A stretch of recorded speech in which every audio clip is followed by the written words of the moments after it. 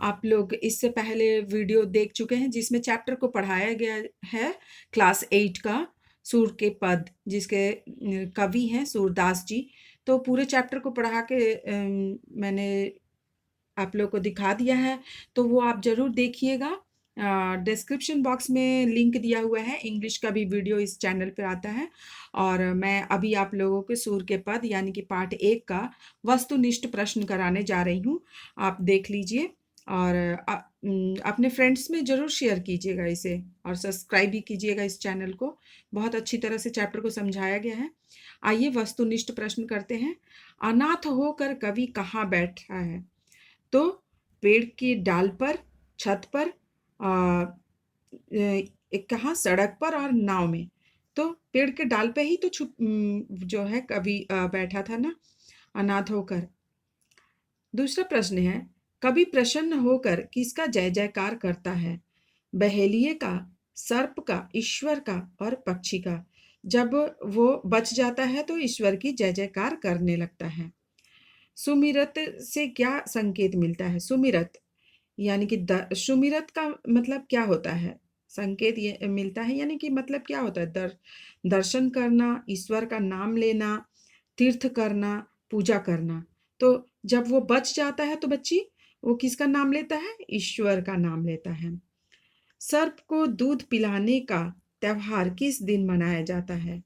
होली में, दीपावली में, गणेश चतुर्थी के दिन, नाग पंचमी के दिन। नाग पंचमी में आपको पता ही होगा कि सर्प को दूध पिलाया जाता है। सूर्य के डूबते ही कमल की पंखुड़ियां क्या हो जाती हैं? फैल जाती हैं, सिकुड़ जाती हैं, गिर जाती हैं, उपयुक्त में से कोई नहीं। तो क्या होता है? मतलब सूर्य के ढलते ही कमल की पंखुड़ियां जो है सिकुड़ जाती हैं। आइए दूसरा प्रश्न करते हैं इसका। दूसरा प्रश्न देखिए, सूरदास का जन्म कहाँ हुआ था? सूरदास का जन्म कब हुआ था? सन 1478 में, सन 1479 में, सन 1578 में, सन 1579 में। कब हुआ था सूरदास का जन्म? बताओ। यहाँ पे दिया गया है सूरदास का जन्म। अच्छा, ये तो बच्चों देख लेना इसको थोड़ा सा। यहाँ पे मैं इसमें मार्क करना भूल गई हूँ। सूरदास का जन्म हुआ था आपका जो है सूरदास का जन्म 1478 ईस्वी में हुआ था। तो ये क्या होगा बच्चे? ये क होगा, क वाला आंसर होगा। सूरदास का जन्म 1478 ईस्वी में। 7 नंबर प्रश्न देखिए, सूरदास का जन्म किस गांव में हुआ था? तरौनी,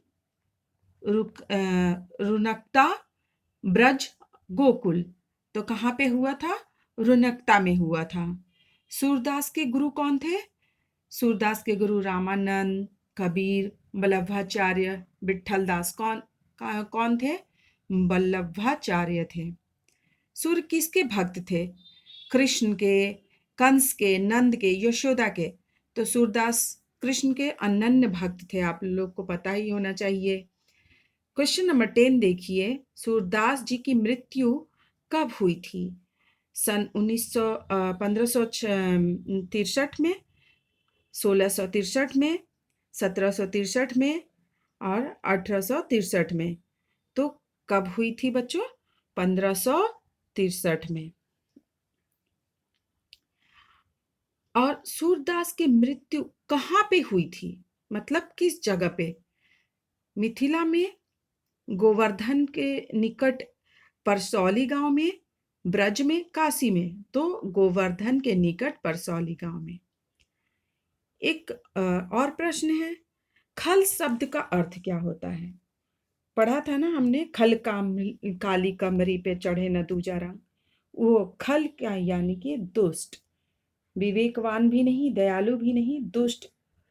दुष्ट होता है खल का मतलब, सज्जन वो भी नहीं। यहाँ पे देखिए 15वां नंबर प्रश्न,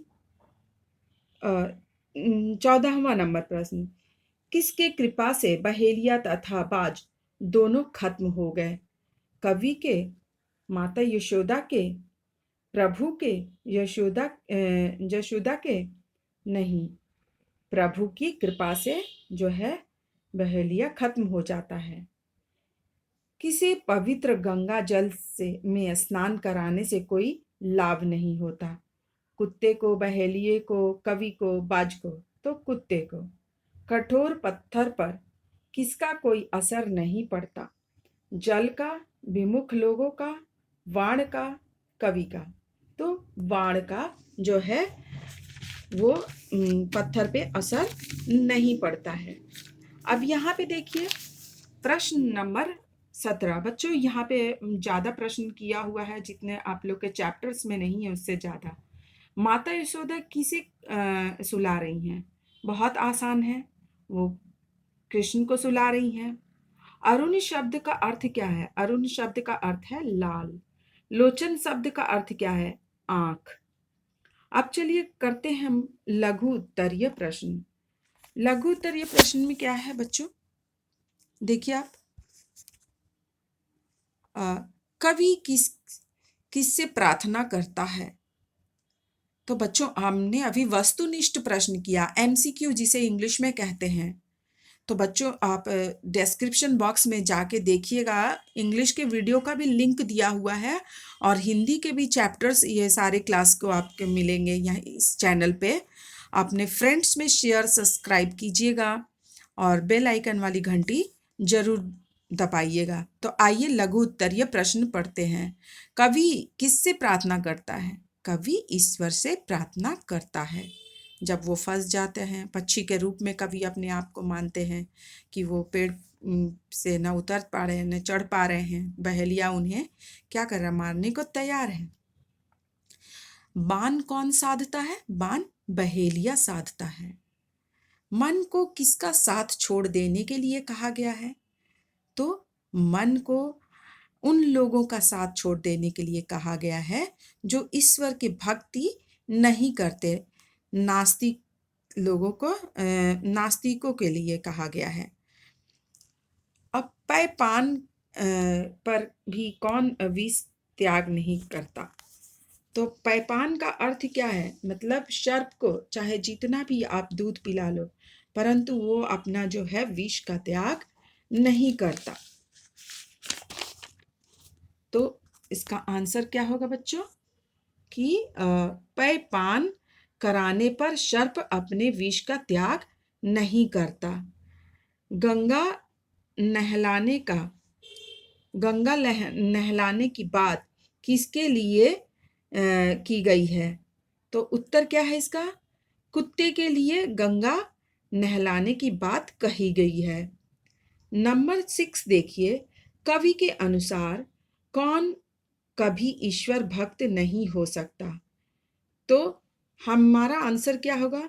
वे लोग जो काम, क्रोध, अहंकार, लोभ तथा अज्ञानता में दिन रात लिप्त रहते हैं, वे कभी ईश्वर के भक्त नहीं हो सकते। नंबर 7 प्रश्न देखिए, इस पद में कवि ने किसका वर्णन किया है? इस पद में कवि सूरदास जी ने ईश्वर की कृपा यानी कि महिमा का वर्णन किया है। 8वां प्रश्न देखिए बच्चों, किसके स्मरण से भयंकर संकट से मुक्ति मिल जाती है? तो उत्तर क्या होगा?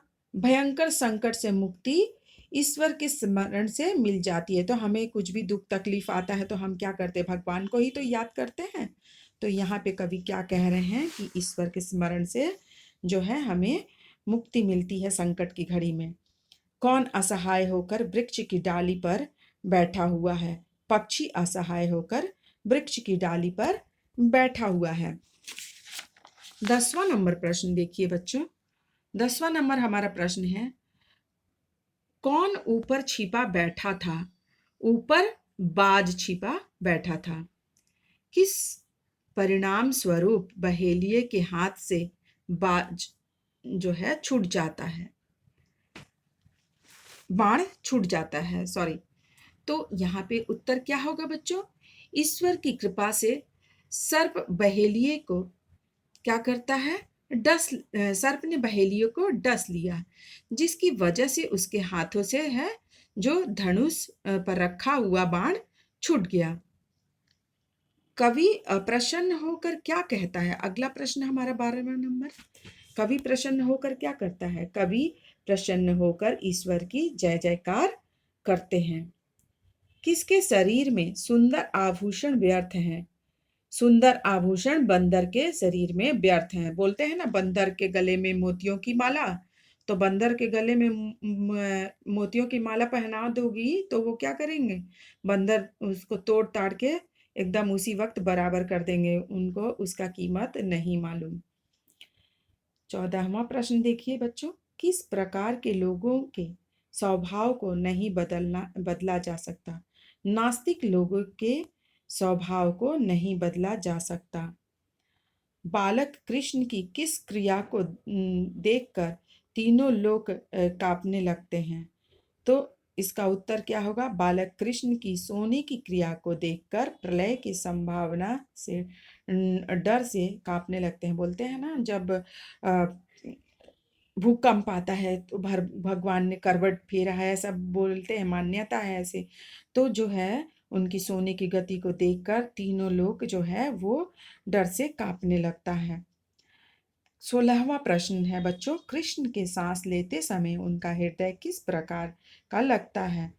सांस लेते समय उनका हृदय इस प्रकार लगता है मानो दूध का सुंदर समुद्र हो। अब हमारा आया बच्चों यहाँ पे बोधमूलक प्रश्न, जो है हम अगले वीडियो में आप लोगों को इसके बारे में डिस्कस करेंगे। तब तक के लिए इस चैनल को सब्सक्राइब कीजिएगा, शेयर कीजिएगा फ्रेंड्स में, और बेल आइकन वाली घंटी दबाना ना भूलिएगा। और इंग्लिश के लिए डिस्क्रिप्शन बॉक्स में जाके इंग्लिश के सब्जेक्ट का लिंक देखिएगा।